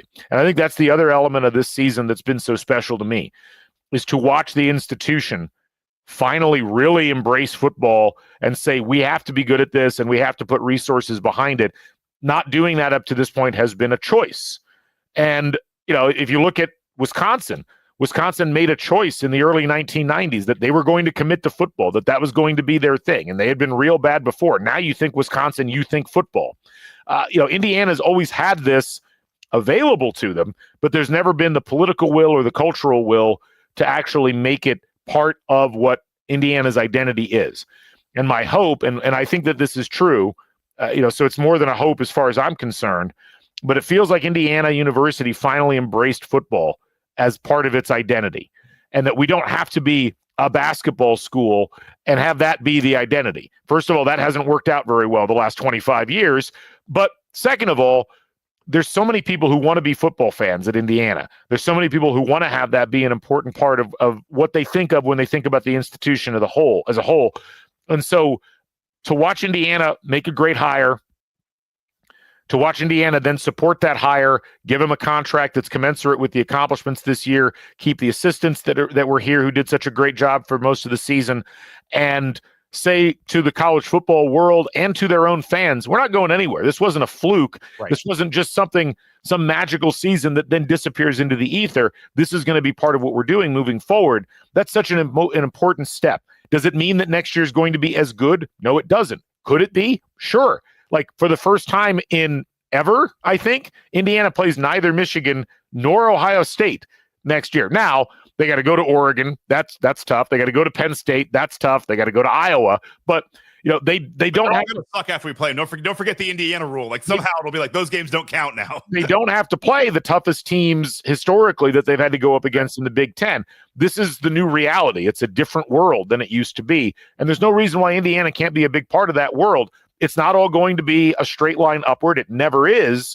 But the fact that Indiana has said we're going upward and we care about going upward, and our actions now demonstrate that, to me, that's one of the biggest things I'll take away. Like, as someone who's been an IU football fan since the mid-'80s, as someone who's been podcasting about IU football since the late 2000s, as someone who's sat through a lot of bad seasons, done a lot of podcasts where I'm like, why are we even bothering with this? Shouldn't I go play with the kids or like assemble a model airplane or something else? So, like, to have this level of satisfaction delivered all at once, I think has been the hardest thing for me to get my head wrapped around. And for a lot of the diehard IU football fans I know, it's almost like we got everything we asked for, and we got it in about a 2.5 month span. And like, what do you do when that happens? Like, most lottery winners fundamentally don't understand how all of a sudden they became financially secure, like generationally speaking, overnight. That's kind of how it felt with IU. Unlike being a lottery winner, we can't just put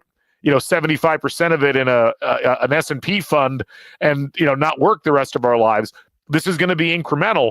But what I hope we see out of this is the passion that we've shown for IU football, and that many of the fans who are sitting here watching and listening have shown for IU football over the years. There was a reward finally for it. There was finally a reward on the biggest stage, and it sets the table to maintain and increase that passion and bring more people into the tent as hopefully Indiana continues to establish its place among the teams that matter in college football. I think that's the thing that I'm going to take out of this season the most, is like the baseline's there finally. We don't have to wish for a time when that platform exists. The platform's there now. Let's see what we can do with it. I love the idea of IU winning the lottery. Like, what's the version of buying like the yellow Bugatti? Like, if we just like wrap the stadium in like a red and white, like just some crazy like $10 million purchase of like, hey, we bought the biggest, I don't know, like pregame tailgate tent in the country. Like, I don't know, just we'll get Jeremy Gray on that. I'm sure he's got some ideas. You know, the biggest pal ever. No, but I think the other thing that you said that is key is for so many years, and something we talked about this podcast, we hated talking about. There was almost an adversarial approach between the team and the fans. It was like the fans were pissed at the team for not winning. Then you would always hear little bit barbs during some seasons of the team was pissed the fans weren't showing up. And it's like this, do the fans have to do more? Like, why do IU football fans suck? And the team, like, it always devolved into something a lot of animosity. And it was never fun. And I hated it. And that was also something, and winning is really the core of all of these things, but there was such a connection with the fans and this team this year. And it's due to winning, but it was also the team like running over to the student section having like fun chants, the student section moving this year, the towels that was born this year. There's so many connection points between fans and this team that I hope continue. But I think that's also what I loved so much, is it kind of washed away all of those anger, resentment feelings that it felt like for so many years you had between fans and team, that now it's like, all right, we're all in this together and let's build this together. And the other thing too, I do think I'm going to kind of go against what I'm going to say, but also like, I think it's good that Indiana widened its view as opposed to just like, hey, we got to win the bucket game. Like, what have you done to win the bucket? Like, let's widen our view. That said, in 1947, Indiana won the bucket game. They didn't win it again until 1962. Purdue went on just a run of kicking the snot out of Indiana. There's one tie in there. we just beat Purdue 66-0. They fired their coach. It does feel like let's go on one of those runs. Like Indiana's not all about just winning the bucket, but it sure is nice to keep that bucket in Bloomington. That's another kind of nice thing here is for so many years, Indiana, it's just always been they're good, we're bad, vice versa. They are one of our rivals. We're going to play them every year. Let's go on a 9-year run of just kicking the shit out of Purdue and just keep the bucket here for 9 or 10 years in a row. Again, it's not the only thing we have to do. I like that we've widened our scope, and we should, but I also would love to see us just let's pound on them while they're having a hard time too. I'm sure. I mean, of course. I think that's such a it's like a tertiary thing in the bigger narrative. It's a nice thing. I mean, look, ultimately it's part of college football. You want to be superior to your rival. You're not going to beat your rival every year. And look, 1948 was very different from this era for a variety of reasons, not the least of which was, Indiana has had a tradition to some degree of having its greatest seasons in abnormal years or periods.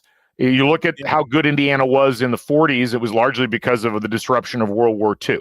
You look at Indiana winning the title in 1967 and going to the Rose Bowl, the Big Ten title. That was a very weird year in the Big Ten. Like you had a down Ohio State that year, you had a down Michigan that year. Down Michigan State, who had won the title, I think, the previous year or the year before, like the national title. Indiana, the 2020 season, which was one of the top 3 or 4 best seasons, that was obviously disrupted by COVID. This was also a disrupted year to some degree. New conferences, mega conferences, 12-team playoff. But I think the difference between all of those years and this year, and as we think about moving forward, is the investments that Indiana's making behind the scenes. And, we've got somebody who's, decided that they have to be the turd in the punch bowl in the comments section being like, oh, yeah, Indiana just did this because of a bad schedule and you had a bunch of guys from one school transfer in. Look, you could certainly have that be the framing. Keep in mind, Indiana did all of this with nowhere near the levels of investment that they are now demonstrating. And the idea that you haven't built a culture based upon the culture that was somewhat imported, like the idea that somehow is disappearing, as opposed to, well, now that's just been absorbed by IU and now you can add to it with more athletic pieces or faster pieces, is it's the kind of thinking that is, I think, illustrative of, if Indiana, like they used to in the old times, was like, oh, hey, we had a great season, but we're going to keep doing things exactly the same way that we've done them in the past. Sure, I might give some credence to that argument. But there's so many other things now structurally that Indiana is building up in terms of staff support, in terms of coach support, in terms of NIL money. Indiana's got, we saw that listing the other day. Like Indiana for NIL and football is like top 15, top 20 in the country. I mean, that's what's so funny is our NIL numbers are so high. But when you talk about sleeping giants, no one ever talks about Indiana. But it's like, sure, why not? We're paying our coaches in the top 15. We have top 10 NIL money. It's a fertile recruiting ground. And you've got to raise the baseline level of the roster, and that's going to take some time. And that's been kind of the interesting thing about this season is watching what Indiana did. All these people that I've seen, and this has been a common narrative throughout a bunch of what I've been looking at in comments on Twitter and even in some of our show comments. Everyone's like, well, Indiana's not going to be as good next year because they're going to lose X, Y, and Z. And it's like, I mean, who thought Indiana was going to be this good this year? Like, right. They took all of these pieces, cobbled them together, and it wasn't just the JMU guys. It was also these random transfers from elsewhere. It was also guys on the roster that had come out of the Allen era. Not a whole lot of people honestly thought that group as a core was going to be a part of anything other than maybe a 6 or 7 win season. To watch all of that assemble and to watch them execute as well as they did. And, whatever you want to say about the supposed quality of the schedule, all of the computer numbers that demonstrate who the top teams are in the country in terms of how well they play against teams and how well they beat teams and how dominant they are, had Indiana as a top 10 team in the country, every single one of them. So even Paul Feinbaum, who has the SEC filter just turned on like only SEC teams. Yeah. So look, that's what gives me optimism about the future is you have a smart coaching staff who clearly knows how to build and sustain. And again, it's like you can go back and look at what Cignetti did at Elon and look at what he did at JMU. It wasn't like they had success immediately and then faded. They had success and then moved into an echelon where they became for their station in football relatively dominant. And so that is where I'm really looking forward to seeing what they do. They've made some good moves in the portal already. Clearly have to get a quarterback. We saw the news that Taven Jackson's in the portal, which I think indicates they've probably zeroed in on somebody. We'll have to see who it is, but they've made some good moves already to not just stabilize the roster, but to upgrade in certain areas. And I'm really looking forward to seeing what they do. Now, we had a question from earlier on from Andy. How far has the bar been realistically raised? 6-6 in a bowl here and there was the previous bar. I would argue that wasn't the previous bar. Like, the previous bar was like 5-7. And it was like, well, hey, if we win the bucket game, we could potentially go to a bowl.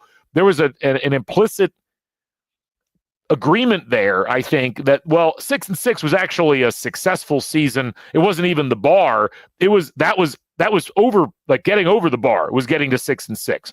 So look, I think right now, if you look at the way that the Big Ten schedules lay out, and you look at the way that Indiana is scheduling as they continue to build their roster up, I think the bowl eligibility now becomes the bar. Anything below that is going to be looked upon poorly. But I think, look, you look at the schedule next year, and you look at what Indiana is going to have coming back. A lot of it's going to be dependent on who's the new quarterback. But I think 7, 8, 9 wins, somewhere in that range. Yes. And we predicted that this year as well. That's where we thought Indiana was going to go.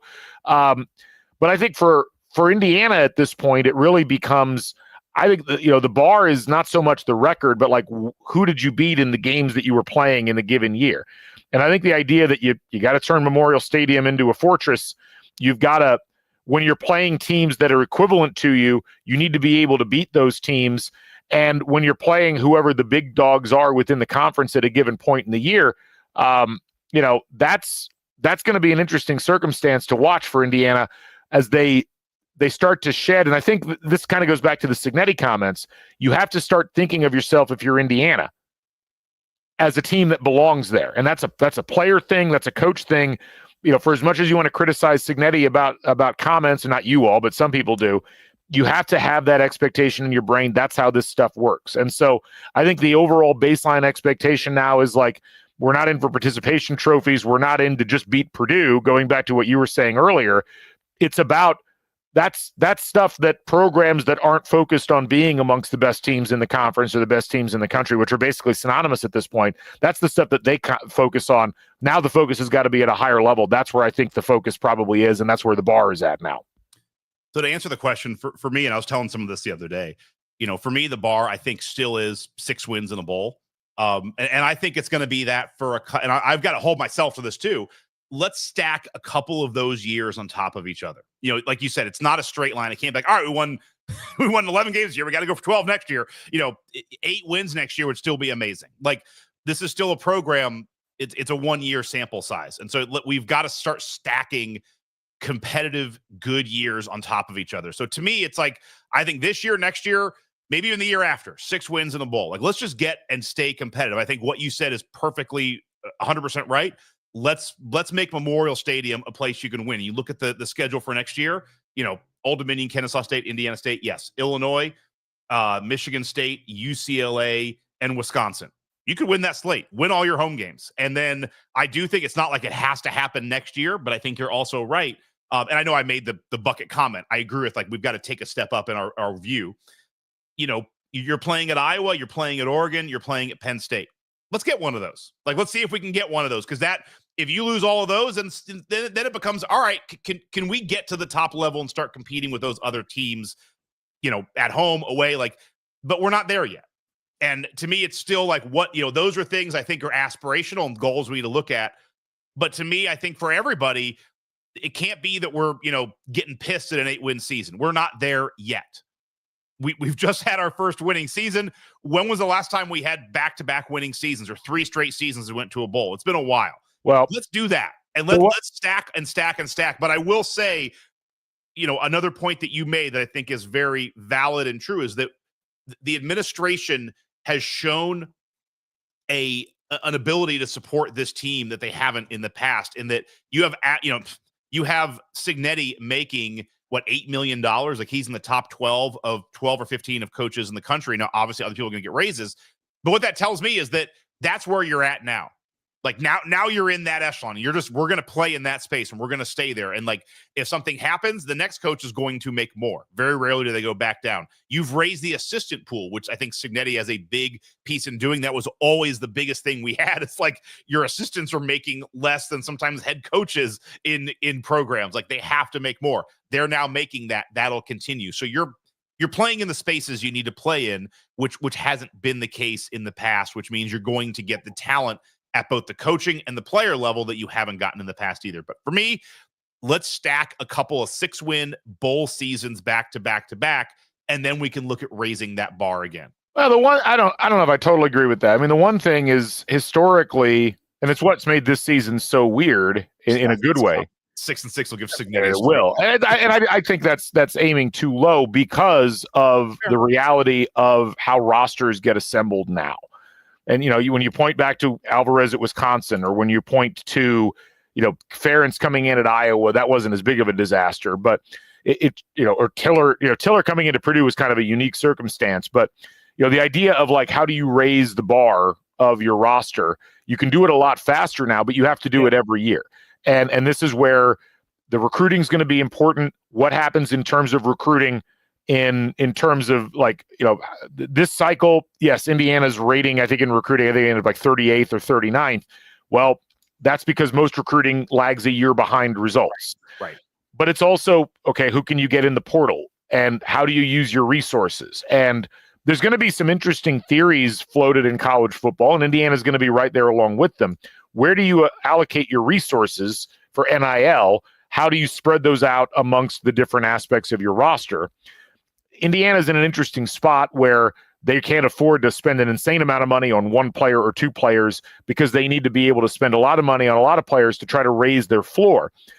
And I think Indiana really took advantage of a lot of efficiencies amongst available players in the transfer portal this last year. They took advantage of being able to spread their NIL money out quite a bit. They've clearly got quite a bit of NIL money. What they do and how they approach these next few years in terms of how they assemble the roster, who they put in what spots, that's going to be the fascinating thing for me. And it's what makes what you just said, while it makes sense, I think, traditionally and historically, it's a different calculus now in terms of what your program looks like than what you would think about even 5 years ago because of all these different rules. So I'm really fascinated to see how it all turns out. It's going to be really curious to see how Indiana approaches this. I think they've got a coaching staff that really knows how to put a roster together and assemble talent. Trying to keep all that talent happy is a problem. Trying to make sure that you're raising the bar so that you're not so outclassed athletically against bigger competition is important. But that's going to be part of what's going to make IU football, I think, so fun to watch over the next 5 years, is we're going to watch them try to navigate this in a way that gives them advantages that they don't have inherently, given the lack of historical success in the program. Yeah, I mean, the thing for next year specifically that's going to be interesting, and I think back to all the podcasts we've done over the years, you talk about we're bringing a lot of the pieces back from this team, but we're not bringing our quarterback back. And for so many years, you and I would talk about all these pieces on the left and the right, and it's like, I remember I always get to November, and it's like, it's the quarterback. Like, our quarterback, Sudfeld went down, we're done. Like, that is it. So much is going to be, who is our quarterback next year, and can they run the system that Signetti wants to run? And we don't know that answer. And that answer could be great, it could not, but we just don't know that answer yet. And I think that's the real only, not negative, but just, it's like, that would have been awesome if Rourke had one more year of eligibility. Can we see if he can got a COVID year? Like, everyone's got 9 years. Like, can Hunter Dickinson give up one of his years that he seems just have in reserve and just give it to Rourke? That'd be nice.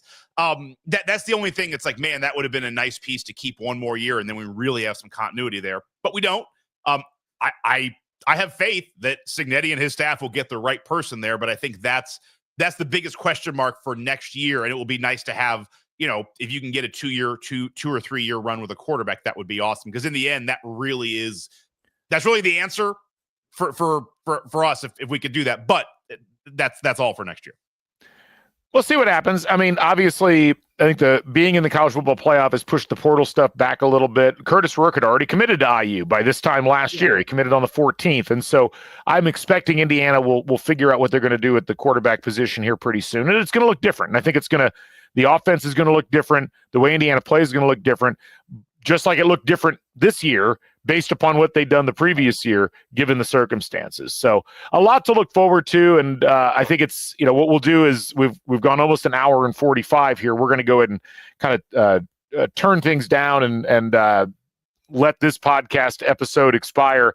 We got a lot more to talk about, though, as we move forward over the course of the next weeks and months, and we'll be keeping track of what's going on with IU football and bringing you folks into the mix as well, as this is a football program you're going to want to pay attention to. It's going to be a lot of fun as we move ahead, watching this Indiana team figure out how to compete with the elites and how to continue to keep the fans excited. I think they made a lot of strides this year, and I can't wait to see how this plays out as we move forward. I have a final question for you. Yeah. If you walk around the IU stadium, they have a section on the south end zone, like on the outer ring. It shows like all of the bowl games we've made, and that's on the outside of the stadium. You could definitely put college football playoff there. I'm curious, where do you where do you put the recognition of this team making the college football playoff in Memorial Stadium? Do you have a flag, a thing? I'm just for fun, kind of a marketing exercise. Like this is something you recognize that you made the college football playoff. Where do you put that in the stadium? Do you have it inside where fans can see it? Do you have it outside in that spot where all the bowl games are listed? I think when you renovate the inside of the stadium and hopefully add some luxury boxes and maybe refresh the press box, that you put it inside the stadium. You have 2024 college football playoff appearance right next to the three bowl games Indiana's won. And look, you've got to Indiana. They did so much work in upgrading the support, in upgrading the coaching staff. They've got to start working now on having some laurels that you can view within the stadium and making it, something when an opponent walks in. I'm even saying just for next year. They're not going to do all this. No, I'm saying find a way to put it in the stadium now and then make it something more permanent as you move forward. I want every opponent who walks into the stadium having to look up and, for the next 50 years, 75 years, right there. And say Indiana was in the college football playoff that season. I mean, that's part of the process. All right. And again, it goes back to what I said earlier. You don't be Midwest nice and polite about this stuff. You got to shove it in people's faces every single time, because that's what makes people want to come here and play. It's what makes people want to come here and coach. It's what makes people want to donate money. Wear it loud and proud and put it as prominently as you can in the new stadium. I'm going to really be fascinated to see how Indiana goes about doing this, but I think they've got the right people in charge of the marketing now to actually go that direction with stuff. Jeremy Gray, first game of the season. Our flags are just college football playoff participant. Just everyone's got a flag that says it. That's how you get the fans involved and you let them know. Yeah. Anyway, my thanks to all you folks for sticking with us throughout the course of the show and for the entire season. You've all been a delightful audience. We really appreciate not just you listening or watching, but how kind you all have been, not just in the chats and in the comments on Twitter, but the number of people who have expressed thanks just for us doing the show all these years has really meant a lot. And it's meant a lot to us to be a part of the process. And we look forward to having you in the audience as we move forward. We've been doing this thing pretty much the same way for the last 15 years, not planning on changing anytime soon, other than just doing more things. And we're looking forward to doing those things with you as an audience. Look, can't wait. I'm so sad that the season's over. I just Googled it. We are 251 days away from our next game, August 30th, 2025. Never done that in our final football podcast. Never have I tried to figure out how many days until we play our next game. But I'm 251 days, and if you're listening to this, you are 2 hours closer to the game than you were when you started. That's right. And I mean, from a couple of years ago when we had a legitimate conversation about whether we should continue to do the football part of the podcast to now, what a turnaround. And couldn't be happier to be here. So thanks to all of you folks for being along for the ride. And my thanks to everybody that was on the show throughout the course of the year. Our thanks to Taylor Lehman from Bite Size Bison, who, if you're not subscribing to Bite Size Bison on Substack, you have not achieved full Indiana fandom in football. Taylor's been just a great addition to things and has done such a great job of treating IU football seriously, giving us the statistical analysis we need. So we'll continue to have him on as long as he chooses to associate with people like us. And I hope that you're reading his stuff consistently. Our thanks to Rhett Lewis, who was on the show a bunch the course of the season. Our thanks to all the guests we had throughout the course of the year. That Mitchell Page came on a couple of times. Always enjoyed having him on. Connor Onion came on twice. He was supposed to come on for preview. He called me at the airport. He's like, I'll do something live. Like he tried to come on. Yeah, and just all the folks that took the time to be a part of what we did. My thanks to Joe Cronin and Emily Fox, my co-host and producer on Bison Chat. We launched that program at the beginning of the year thinking, IU football might actually be good and fun and worth following along with, and thought Joe and Emily did an amazing job. And my thanks to all the other guests that we had throughout the course of the season, and all the folks like you that listened, that commented, that wrote us notes, that subscribed on Substack. It's just been a thrill. And again, I guess finally my thanks to the whole IU football community, the players, the coaches, the parents, the staff members, the creative team who did such an amazing job with all of the content that they pumped out this year. Thanks to Hoosiers Connect and the whole NIL collective, Alex Paul, the folks over there. It's been great working with you all. And I'm really excited about the future. Really excited to see where Indiana football goes, and really excited that there's this level of commitment now to football and this level of excitement. It's what we always wanted, Scott. We always wanted to be here and be in a thriving community that cared about this sport here at Indiana University and in the Indiana University Alumni Group.